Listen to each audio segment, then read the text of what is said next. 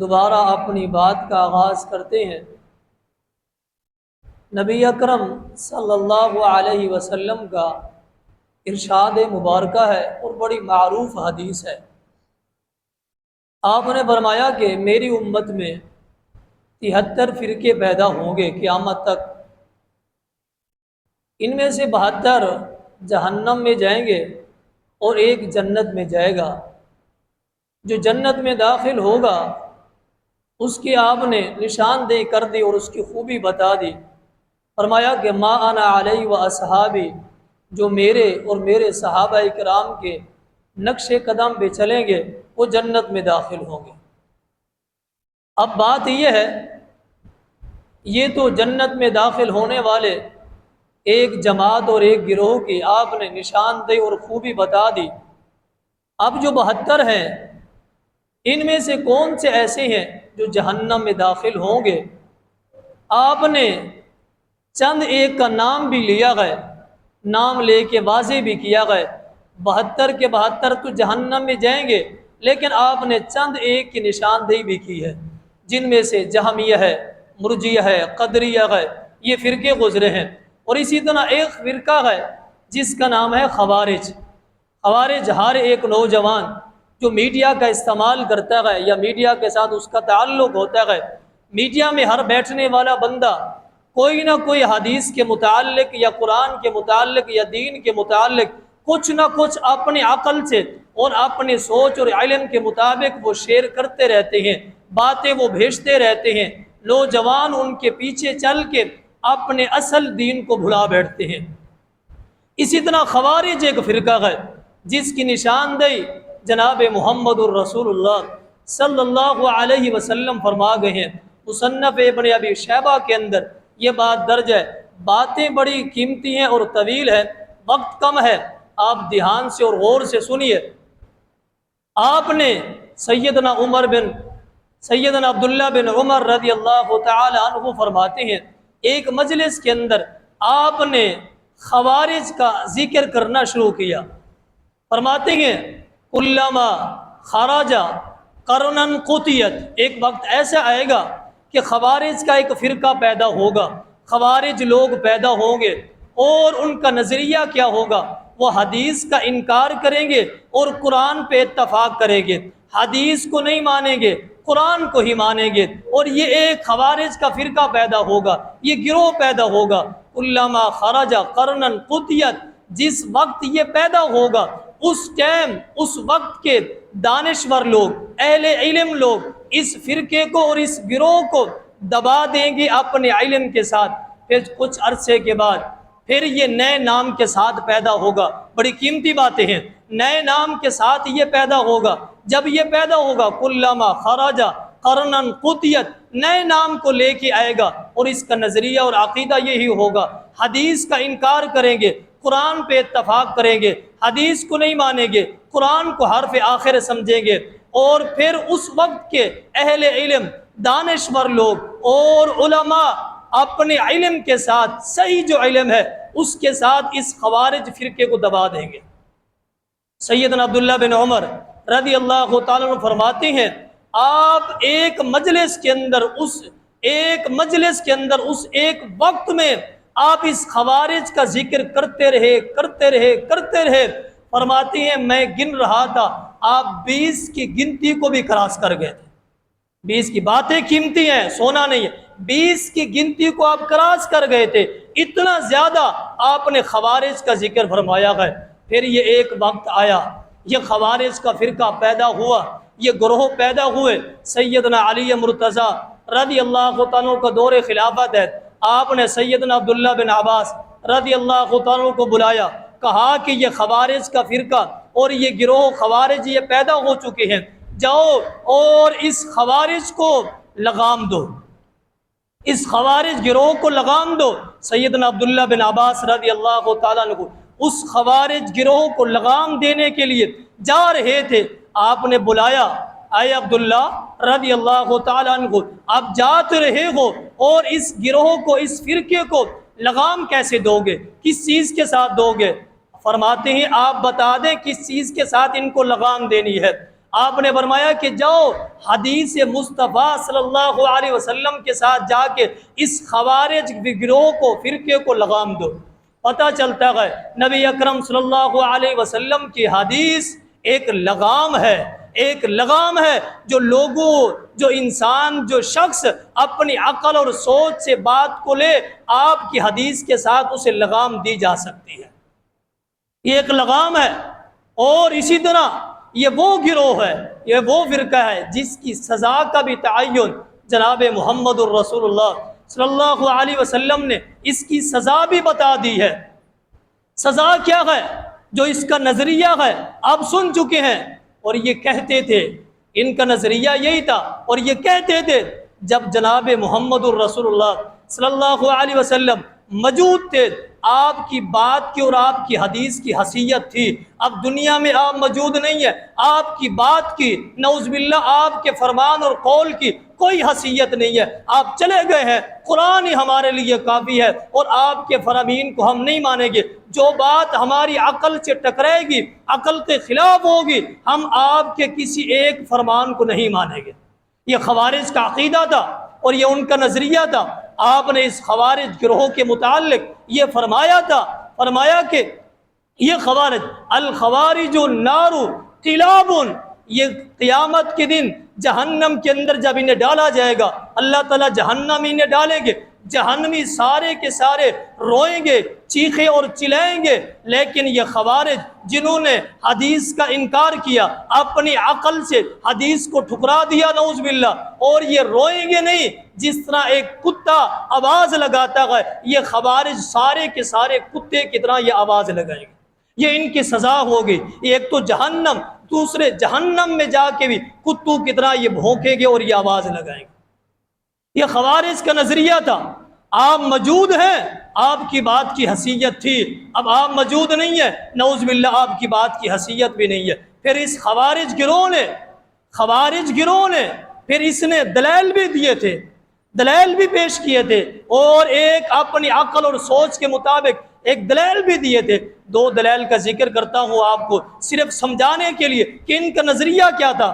ایک بات یہ ہے، یہ دلیل پیش کرتے ہیں، کہتے ہیں جب حدیث میں آتا ہے جب ایک عورت کو یہ ایام شروع ہوتے ہیں اور یہ حیض شروع ہوتا ہے، اس کے لیے حدیث کے اندر یہ بات درج ہے، وہ نہ روزہ رکھے گی نہ نماز پڑھے گی، اسے روزہ بھی منع ہے، نماز بھی منع ہے۔ لیکن حدیث کے اندر یہ بات درج ہے، یہ خوارج نے کہا حدیث کے اندر یہ بات درج ہے، نماز کی اہمیت روزے سے زیادہ ہے، نماز کی فضیلت روزے سے زیادہ ہے۔ یہ بات درست ہے، یہ بات درست ہے، مسئلہ بھی سمجھ لیں، نماز کی اہمیت روزے سے زیادہ ہے، اس کی فضیلت روزے سے زیادہ ہے۔ لیکن حدیث میں آیا ہے جب اس عورت کے یہ پیریڈ اور یہ ایام ختم ہو جائیں گے، حدیث مصطفیٰ میں آیا ہے صلی اللہ علیہ وسلم اس عورت کو روزے کی یہ قضائی دے گی، روزہ رکھے گی، نماز نہیں پڑھے گی۔ خوارج نے کہا جس چیز کی اور جس عمل کی اہمیت زیادہ ہے اس عمل کو چھوڑ دیا گیا، جس کی اہمیت کم ہے اسے رکھنے کا حکم دیا گیا۔ یہ بات ہماری عقل کے خلاف ہے، ہم نہیں مانتے، ہم نہیں مانتے۔ جس چیز کی اہمیت زیادہ ہے اس کی قضائی نہیں ہے، حدیث میں ہے، اور جس کی اہمیت کم ہے اس کی قضائی ہے، ہم نہیں مانتے، ہماری عقل کے خلاف ہے۔ یہ انہوں نے دلیل پیش کی کہ حدیث کا انکار کرنا تھا، کسی انداز میں کر دیا۔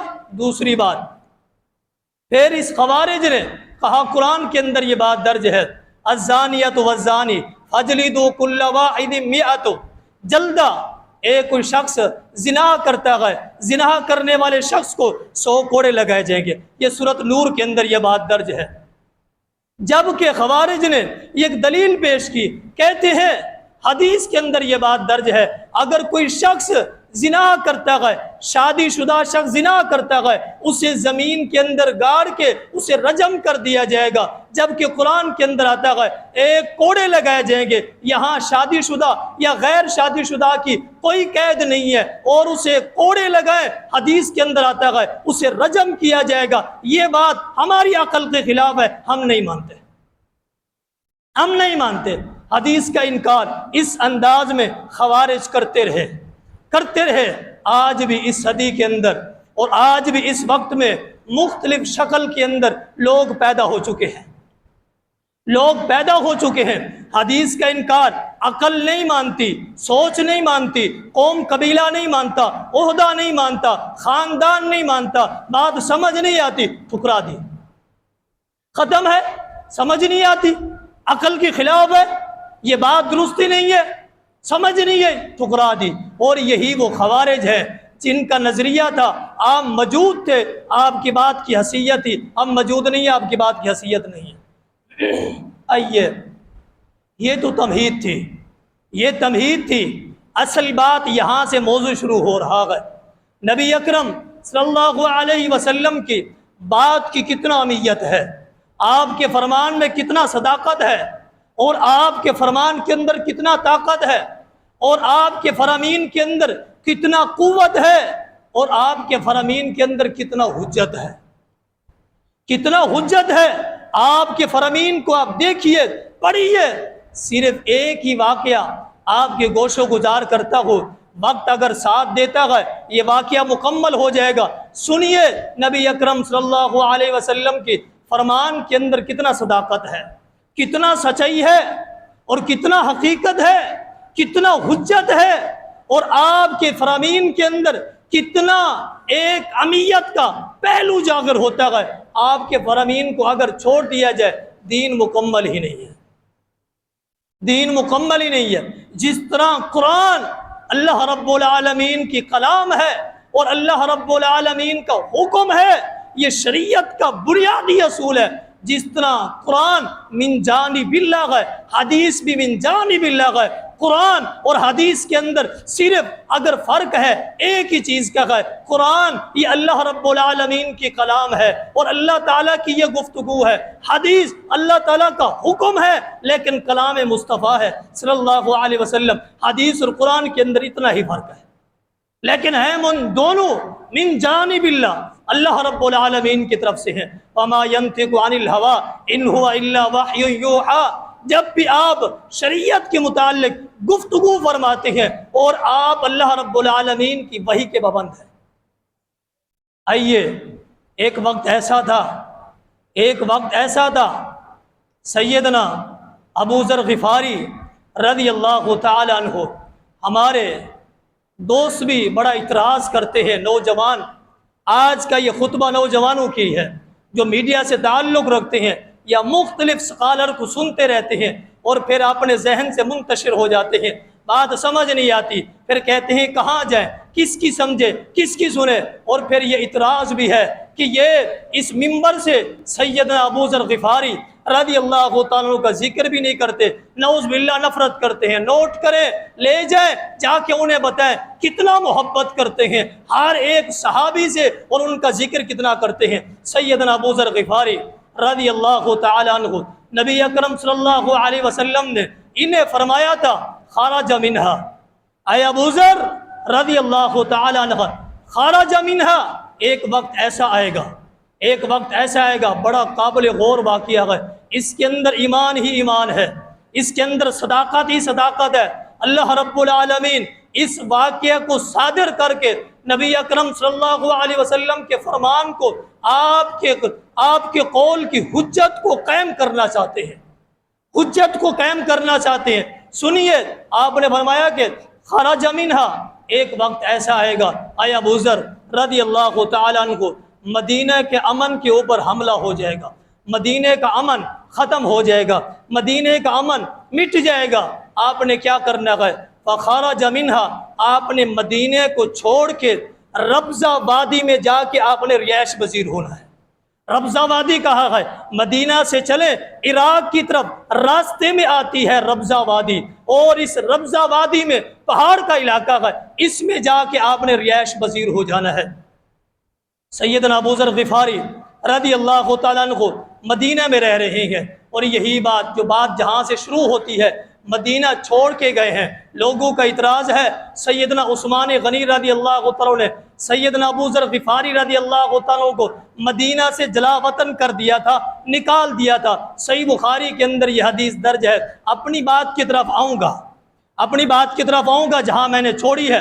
پہلے ایک نقطہ سمجھیے، ایک وقت ایسا تھا سیدنا ابو ذر غفاری رضی اللہ تعالیٰ عنہ مدینہ سے چلے شام رہ رہے تھے، شام کے علاقے میں رہائش پذیر تھے، وہاں کے جو گورنر تھے سیدنا امیر معاویہ تھے رضی اللہ تعالیٰ عنہ، یہ دور خلافت ہے سیدنا عثمان غنی رضی اللہ تعالیٰ عنہ کا، اور آپ خلیفہ ہیں، دونوں رہ رہے ہیں شام کے اندر، دونوں کے اندر اختلاف ہو جاتا ہے ایک بات کے اوپر، جو کہ بات قرآن مجید کے اندر یہ درج ہے، 10ویں سپارے کے اندر ہے، والذین یکنزون الذهب والفضہ، آپ جا کے مطالعہ بھی کر سکتے ہیں، پڑھ سکتے ہیں، 10ویں سپارے کے اندر ہے، والذین یکنزون الذهب والفضہ۔ سیدنا ابو ذر غفاری رضی اللہ تعالیٰ عنہ کہتے تھے، ان کا یہ موقف تھا، بات سمجھ لیں، ان کا یہ موقف تھا کہ یہ جو شخص بھی سونے کا چاندی کا یہ ذخیرہ کرے گا، اس کے اوپر ذخیرہ کرنا حرام ہے، وہ ذخیرہ نہیں کر سکتا۔ سیدنا امیر معاویہ رضی اللہ عنہ کہتے ہیں یہ جو آیات آئی ہے یہ مسلمانوں کے لیے نہیں ہے، یہ یہود و نصارہ کے لیے ہے۔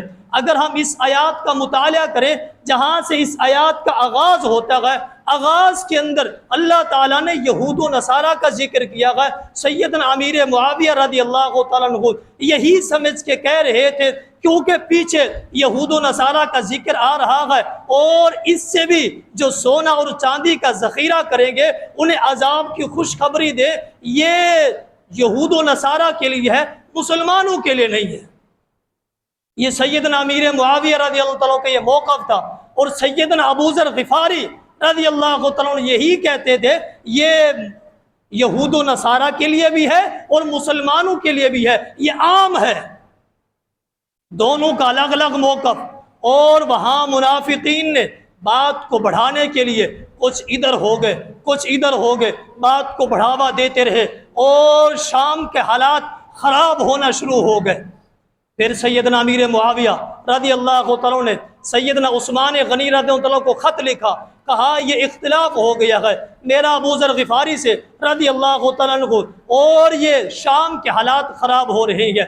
جیسے یہ خط لکھا، پھر یہاں سے خط دوبارہ گیا، کہا سیدنا ابو ذر غفاری کو رضی اللہ تعالیٰ مدینہ میں بھیج دے۔ مدینہ آ گئے، امیر المؤمنین کے حکم کے مطابق مدینہ آ گئے۔ جیسے آپ مدینہ پہنچے، مدینے کے اندر پہلے سے حالات خراب تھے، منافقین نے سیدنا عثمان غنی رضی اللہ تعالیٰ کی خلافت کو گرانے کے لیے، آپ کو خلافت کو ختم کرنے کے لیے ایک دوسرے سے چیمہ گوئی پہلے سے چل رہی تھی۔ جیسے یہاں پہنچے جہاں ابو ذر غفاری رضی اللہ تعالیٰ کھڑے ہوتے، منافقین جمع ہو جاتے تھے۔ کہا شام میں کیا واقعہ ہوا؟ صحیح بخاری کی حدیث ہے، شام میں کیا واقعہ ہوا؟ آپ کسی اور جگہ پہ کھڑے ہوئے، منافقین جمع ہو گئے۔ شام میں کیا واقعہ ہوا تھا؟ آپ پھر کسی اور جگہ پہ گئے، شام میں کیا واقعہ ہوا؟ کوئی دروازے کو دستک دے رہا ہے، ابو ذر غفاری بتائیں شام میں کیا واقعہ ہوا؟ یعنی ان کا جینا اتنا مشکل کر دیا مدینہ کے اندر۔ درخواست لے کے امیر المؤمنین کے پاس گئے، جا کر کہتے ہیں امیر المؤمنین مدینہ میں جب سے میں آیا ہوں لوگوں نے میرے ساتھ یہ سلوک کرنا شروع کر دیا ہے، اب بتائیں میں کیا کروں؟ خود درخواست لے کے گئے۔ صحیح بخاری کی حدیث ہے، عبد الوہاب الجہمی رحمہ اللہ تعالی تابعی ہے، اس حدیث کے راوی ہے، اور وہ کہہ رہے ہیں آپ خود درخواست لے کے گئے، اب میرے لیے کیا حکم ہے، میں کیا کروں؟ سیدنا عثمان غنی رضی اللہ تعالی نے فرمایا کہ آپ ایسا کریں، میرا مشورہ ہے کچھ دیر کے لیے مدینہ کو آپ چھوڑ دے تاکہ یہ جو حالات خراب ہو چکے ہیں یہ صحیح ہو جائے۔ سیدنا عثمان غنی رضی اللہ تعالیٰ کو جب یہ مشورہ دیا گیا، آپ کو یہ بات بتائی گئی، آپ کے ذہن کے اندر فوراً نبی اکرم صلی اللہ علیہ وسلم کا فرمان یاد آ گیا، واپس اپنی بات پہ آئیں۔ میں نے کہا تھا اپنی بات پہ آؤں گا، اپنی بات پہ آئیں۔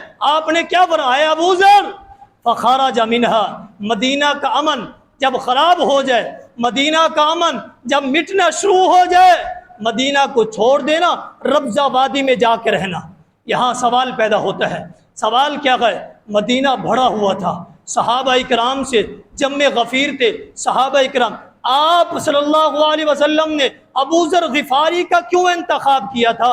امن خراب ہو، مدینہ کو چھوڑ کے جانا کیوں انتخاب کیا تھا؟ یہ انتخاب کرنا اللہ رب العالمین کی مرضی تھی۔ وما ينطق عن الهوى ان هو الا وحی یوحى۔ اس واقعے سے اللہ رب العالمین آپ صلی اللہ علیہ وسلم کی بات کی حجت کو قائم کرنا چاہتے تھے۔ پھر مدینہ کو آپ نے چھوڑ دیا۔ اب اپنی بیٹی کو اور اپنی بیوی کو، تین ہی لوگ ہیں، اپنے سامان کو لے کے ربضہ وادی میں جا کے رہائش پذیر ہو جاتے ہیں۔ وہاں جاتے ہیں، طبیعت خراب ہونا شروع ہو جاتی ہے، بیماری لاحق ہو جاتی ہے، بیمار ہو جاتے ہیں۔ ایک وقت ایسا آتا ہے، سیدنا ابو ذر غفاری رضی اللہ تعالیٰ عنہ مرض بستر پہ لیٹے ہوئے ہیں، بیوی سرانے بیٹھی ہوئی ہے، زاروں قطار رو رہی ہے، بیماری کے اندر شدت ہے، اور بیوی کو سیدنا ابو ذر غفاری رضی اللہ تعالیٰ عنہ سمجھاتے ہوئے کہتے ہیں، میری بیوی پریشان نہیں ہونا، موت تو ہر ایک کے اوپر آئے گی، اور پریشان نہیں ہونا، رزق کا وعدہ اللہ رب العالمین نے کیا ہے، اور جہاں جس ذات نے ہمیں یہاں بھیجا ہے وہ ذات رزق کا بندوبست بھی کر لے گی۔ آپ روئے نہیں، آپ پریشان نہ ہو، اپنی بیوی کو تسلی دے رہے ہیں، لیکن مرض بستر پہ لیٹے ہوئے ہیں۔ بیوی آگے سے جواب دیتی ہے، اے ابو ذر رضی اللہ تعالیٰ عنہ، میں اس لیے نہیں رو رہی کہ میں خرچے کی وجہ سے اور کسی اور وجہ سے میں زاروں قطار جو رو رہی، یہ وجہ نہیں ہے، میری رونے کی وجہ یہ ہے آپ اس حال میں فوت ہو گئے، آپ اس حال میں فوت ہو گئے، ہم دونوں ماں اور بیٹی آپ کو غسل کیسے دیں گے، آپ کو کفن کیسے دیں گے، آپ کی قبر کیسے کھودیں گے، آپ کا جنازہ کیسے پڑھیں گے، ہمارے اندر یہ طاقت نہیں ہے، قوت نہیں ہے، میری رونے کی وجہ یہ ہے۔ سیدنا ابو ذر غفاری رضی اللہ تعالیٰ فرماتے ہیں، ابشری ولا تبقی، اے میری بیوی مت رو، مت رو، اپنا رونا بند کر، میں تجھے خوشخبری دیتا ہوں۔ آپ کی بیوی کا نام ام زر تھا رضی اللہ تعالیٰ، اے ام زر مت روئے، ابشری ولا تبقی، میں آپ کو خوشخبری دیتا ہوں۔ بیوی نے اپنے اندر حوصلہ پیدا کیا، رونا بند کیا۔ سیدنا ابو ذر غفاری رضی اللہ تعالیٰ فرماتے ہیں، ہم چند دوست، انی سمعت رسول اللہ صلی اللہ علیہ وسلم، ہم چند ایک دوست آپ کی مجلس کے اندر موجود تھے، آپ نے فرمایا تھا جتنے بھی ساتھی، جتنے بھی صحابہ کرام اس مجلس میں موجود ہیں، ان میں سے ایک شخص کا انتقال جنگل میں ہوگا، ایک شخص کا انتقال جنگل میں ہوگا، لیکن جب اس کا انتقال ہو جائے گا، یشہد اصابۃ من المسلمین، ایک مسلمانوں کی جماعت آئے گی، آ کے اس شخص کا نماز جنازہ پڑھے گی اور اسے قبر کے اندر دفن کر دے گی۔ اے میری بیوی رضی اللہ تعالیٰ عنہ، آپ روئے نہیں، خوشخبری ہے۔ لیکن بیوی آگے سے سوال کرتی ہے، پوچھتی ہے، وہ جو چند آپ کے دوست تھے، فئاتن چند دوست تھے، ان میں سے کوئی اور بھی ہو سکتا ہے؟ فرماتے ہیں نہیں، جتنے بھی ہم وہاں موجود تھے سارے کے سارے مجھ سے پہلے فوت ہو چکے ہیں، میں اکیلا ہی بچا ہوں، میں اکیلا ہی بچا ہوں، میری بیوی ام زر رضی اللہ تعالیٰ عنہ، لیکن ابھی تک جب سے ہم یہاں آئے ہمارا پتہ لینے کے لیے کوئی نہیں آیا، ہمارا پتہ لینے کے لیے کوئی نہیں آیا، اور ہم فوت ہو گئے، اور جنازہ پڑھانے کے لیے کون آئے گا؟ میری بیوی عقل تسلیم نہیں کرتی، عقل تسلیم نہیں کرتی، عقل نہیں مانتی، آج تک ہماری بیمار پرسی کرنے کے لیے کوئی بھی نہیں آیا، اور اب کون آئے گا؟ عقل نہیں مانتی، عقل نہیں مانتی۔ وہی بات تھی، لوگ بھی آج کہتے ہیں عقل نہیں مانتی، حدیث کو ٹھکرا دیا، عقل کے خلاف ہے۔ ابو ذر غفاری بھی کہہ رہی ہیں عقل نہیں مانتی، لیکن میری بیوی میرا ایمان گواہی دے رہا ہے، یشہد اصابۃ المسلمین، یہ جملہ جس ذات نے کہا تھا اس کے لیے یہ ایک نعرہ ہے، اس کے ساتھ یہ آواز اور اس کے ساتھ یہ خوبی لگی ہوئی ہے، وما ينطق عن الهوى ان هو الا وحی یوحى، جس ذات نے یہ خبر دی تھی وہ اپنی مرضی سے نہیں بولتی، وہ شخص آئے گی، وہ مسلم جماعت آئے گی، نماز جنازہ پڑھے گی۔ صحابہ کرام کا یہاں پہ رک کے ایک اور نکتہ بھی سنیں۔ سیدنا ابو ذر غفاری رضی اللہ تعالیٰ کا جس قدر یہ ایمان تھا کہ عقل نہیں مانتی لیکن ایمان مان رہا ہے، ایسا ہوگا، ایسا ہوگا، یہی عقیدہ صرف ابو ذر غفاری کا نہیں تھا، پورے صحابہ کرام کا یہی عقیدہ تھا، یہی عقیدہ تھا، یہی بات تھی۔ آئیے دیکھیے اس واقعے کی طرف صرف اشارہ ہی کر دیتا ہوں۔ صرف ان کا نظریہ اور ان کا ایمان نہیں، پورے صحابہ اکرام کا یہی ایمان تھا کہ آپ کی بات غلط نہیں ہو سکتی۔ آپ نے ایک مرتبہ، صحیح بخاری کی حدیث ہے، 3 صحابہ اکرام جو نوجوان ہے، علی مرتضیٰ، سیدنا مقداد، سیدنا زبیر رضی اللہ تعالی عنہما، تینوں کو بلایا، فرمایا کہ انطلقوا حتی تأتی روضۃ خاق، چلو یہاں سے، اور مکہ کے راستے کے اوپر ایک عورت جا رہی ہے، وہ عورت آپ کو روضہ خاق نامی جگہ پہ ملے گی، اس عورت کے پاس خط ہے، اسے کچھ نہیں کہنا، اس کے بعد جو خط ہے وہ خط لے کے آؤ۔ تینوں چل پڑے۔ روضہ خاق کی حدیث معروف ہے، آپ نے کئی بار سنی ہے۔ روضہ خاق کے اوپر پہنچے، عورت جا رہی تھی، اپنی سواری پہ سوار تھی، روک لیا، کہا آپ کے پاس خط ہے، وہ خط ہمیں دے دے۔ عورت نے کہا ما کتبہ، میرے پاس کوئی خط نہیں ہے۔ تلاشی کی گئی، اونٹ کی تلاشی کی گئی، اور آپ کی عورت کے سامان کی تلاشی کی گئی، خط نہیں ملا، خط نہیں ملا۔ سیدنا علی مرتضیٰ رضی اللہ تعالیٰ عنہ یہاں صحابہ کرام تلاشی کرنے کے بعد واپس آ جاتے۔ اگر واپس آ جاتے، اگر کسی بادشاہ نے کہا ہوتا، کسی عام شخص نے کہا ہوتا، جس ذات نے کہا ہے اس ذات کی بات کے اوپر کتنا ایمان ہے، کہا خط آپ کے پاس ہے، ہمارے نبی نے خبر دی ہے، خط آپ کے پاس ہے، خط نکال کے دے دو، ورنہ آپ کو کپڑوں سے الگ کر دوں گا۔ تخرجن الکتاب او نلقین الثیاب، خط نکال کے دے دو ورنہ تمہیں کپڑوں سے الگ کر دوں گا۔ عورت نے دیکھا ان کے نبی کے اوپر کتنا ایمان ہے، کتنا مضبوط ایمان ہے۔ اس عورت نے ڈرتے ہوئے اپنی بالوں کی چوٹیوں کو کھولا اور خط کو نکالا، سیدنا علی مرتضیٰ رضی اللہ تعالیٰ کو دے دیا۔ یہاں پہ سیدنا علی مرتضیٰ کیا کہتے ہیں، اگر ہم واپس چلے گئے، خط نہ لیا، واپس چلے گئے، اور ہمارا ایمان برباد ہو جائے گا۔ یہاں پہ محدثین نے ایک مسئلہ بھی لکھا ہے۔ مسئلہ کیا ہے؟ کسی عورت کو یہ دھمکی دینا کہ آپ کو کپڑوں سے الگ کر دیں گے، آپ کو کپڑوں سے جدا کر دیں گے، شریعت کا اصول نہیں ہے، ایک گناہ ہے۔ کسی کو یہ کہنا کپڑوں سے الگ کر دیں گے، یہ گناہ ہے، یہ ایک گناہ ہے، لیکن حدیث کا انکار گناہ نہیں ہے، حدیث کو چھوڑ دینا گناہ نہیں ہے، کپڑوں سے الگ کرنا گناہ ہے، حدیث کا انکار کرنا کفر ہے۔ اگر واپس چلے جاتے تو حدیث کا انکار ہو جاتا، یہ کفر ہو جاتا۔ جب کفر ہوا ایمان سے خالص، کپڑوں سے الگ کرنا یہ گناہ تھا، یہ غیر شرعی بات تھی، یہ ایک غیر مناسب بات تھی، لیکن حدیث کا انکار کرتے ہوئے واپس جاتے، یہ کفر ہے، ایمان سے خارج ہو جاتے۔ ہم سمجھتے ہیں حدیث ایسے ہے، معمولی ہے، جس کا جو دل چاہے گا اپنی مرضی سے حدیث کے مطابق عمل، عقل کے مطابق عمل، قوم قبیلے کے مطابق عمل نہیں۔ اگر ہر ایک شخص ایسا ایمان پیدا کر لے، ایسا ایمان جیسے حدیث کے متعلق صحابہ اکرام کا ایمان تھا، یہ دنیا کے اندر فتنے ختم ہو جائیں۔ واپس اپنی بات پہ ہے، جہاں سے بات ختم کی تھی، اے میری بیوی ام ذر رضی اللہ تعالیٰ عنہ، عقل نہیں مانتی، عقل نہیں مانتی، لیکن ایمان مانتا ہے۔ ایک جماعت آئے گی، میری بیوی مجھ پہ ایک احسان کرنا۔ کیا احسان ہے؟ جب میں فوت ہو جاؤں، فوت ہونے کے بعد میرے جسم کو آپ گھر سے نکال کے ذرا سا باہر رکھ دینا، اس راستے کے قریب جو راستہ مدینہ سے عراق جاتا ہے، عراق سے مدینہ جاتا ہے، آنے والا شخص اس راستے پہ کوئی بھی ہے، اسے آپ نے خبر دینی ہے، خبر دینی ہے، اور کہنا ہے ہذا ابو ذر، یہ ابو ذر کی لاش ہے، صاحب رسول اللہ صلی اللہ علیہ وسلم، یہ اللہ کے رسول صلی اللہ علیہ وسلم کے یہ ساتھی ہیں، ابو ذر ہے، فوت ہو گئے، آپ نے مجھ پہ احسان کرنا ہے۔ یہی کلمہ کہا، رب کا فیصلہ آ گیا، روح قبض ہو گئی، دنیا سے چلے گئے۔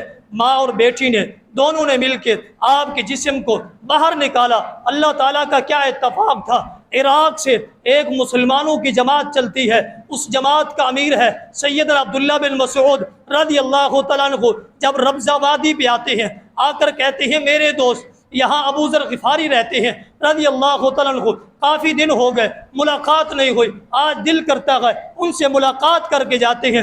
ڈھونڈو ان کا خیمہ کہاں ہے، ڈھونڈا گیا، ایک خیمے کے قریب جاتے ہیں، جا کے دروازے پہ آواز دیتے ہیں یہ گھر کس کا ہے؟ آواز آتی ہے یہ ابو ذر کا ہے رضی اللہ عنہ۔ انہیں باہر بھیجے، اندر سے آواز آتی ہے ابو ذر فوت ہو گئے، ابو ذر فوت ہو گئے۔ کہا ہماری بہن آپ سیٹ پہ ہو جائے، ہم ان کے غسل کا اور کفن دفن کا اہتمام کرتے ہیں، ہم ان کے غسل کا اور کفن دفن کا اہتمام کرتے ہیں۔ یہ مسلمانوں کی جماعت ہے جن کا لیڈر عبداللہ بن مسعود ہے رضی اللہ تعالیٰ، ان کی اپنی ہی شان ہے، وقت نہیں ہے اگر عبداللہ بن مسعود رضی اللہ تعالیٰ کا شان کا بھی ذکر ہو جاتا۔ یہاں پہ یہ غسل کا اور کفن دفن کا اہتمام ہو رہا ہے، ادھر مدینے میں بیٹھے ہوئے سیدنا عثمان غنی رضی اللہ تعالیٰ عنہ اپنے دوستوں سے کہتے ہیں کافی دن ہو گئے ابو ذر سے ملاقات نہیں ہوئی، آج چلتے ہیں ملاقات کر کے آتے ہیں، چلتے ہیں ملاقات کر کے آتے ہیں۔ یہاں سے چلے امیر المؤمنین ربضہ وادی میں پہنچے، جا کے دیکھتے ہیں صحابہ کرام آپ کے غسل کا اہتمام کر رہے تھے۔ مسلمانوں کی جماعت نے مل کے سارے کے سارے جتنے بھی لوگ وہاں موجود تھے صحابہ کرام مل کے ابو ذر غفاری رضی اللہ تعالیٰ کے غسل کا اہتمام کرتے ہیں، کفن کا اہتمام کرتے ہیں، قبر کھدائی کرتے ہیں، دفن کر دیتے ہیں۔ یشہد اصابت المسلمین، جنگل میں شخص فوت ہوگا اور مسلمانوں کی جماعت آئے گی، اس کے غسل کا اور کفن دفن کا اہتمام کرے گی۔ نبی اکرم صلی اللہ علیہ وسلم کے فرامین میں صداقت ہے، حجت ہے، اور آپ کے فرامین کے اندر سچائی ہے، کہیں ذرہ برابر بھی شک نہیں ہے۔ وما علینا الا البلاغ۔